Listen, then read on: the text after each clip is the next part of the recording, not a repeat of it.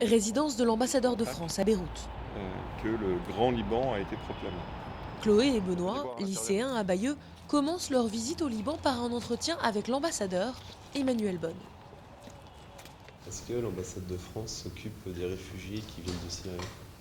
Oui, le Liban a reçu l'an dernier... Les deux jeunes envoyés spéciaux du prix Bayeux-Calvados des correspondants de guerre ont été invités par l'Agence française de développement à venir voir de leurs propres yeux la situation des réfugiés syriens au Liban. Rencontrer un ambassadeur, une grande première pour Benoît. C'est un grand plaisir d'en avoir rencontré un. Il nous explique bien la situation au Liban.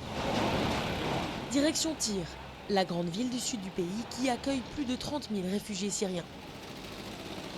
Chloé et Benoît visitent un centre de santé de l'ONG libanaise Amel, soutenu par l'Agence française de développement à hauteur d'1 million d'euros. Il vient ici pour hypertension artérielle. Parmi les patients, des Libanais pauvres, des réfugiés palestiniens et syriens. Comme Ahmed Hussein, 65 ans, originaire d'Alep et qui est venu avec son petit-fils asthmatique.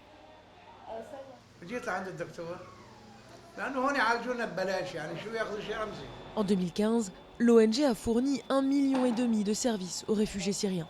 Au Liban, on a 400 000 élèves syriens, on a 280 000 élèves libanais, on a un projet de scolarisation de 150 000.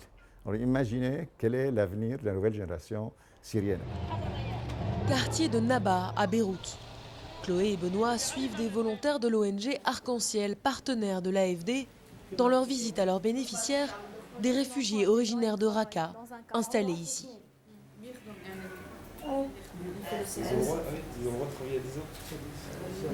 Une expérience marquante pour les deux jeunes envoyés spéciaux. Dans le bus du retour, Chloé, qui se rêve ethnologue, a déjà des projets pour l'après. Mon stage de 3e, j'ai été bénévole au Resto du Cœur pendant une semaine et donc voir qu'elle n'a presque rien, elle a quand même 4 enfants, ça m'a vraiment donné envie de retenter l'expérience et d'être de nouveau volontaire.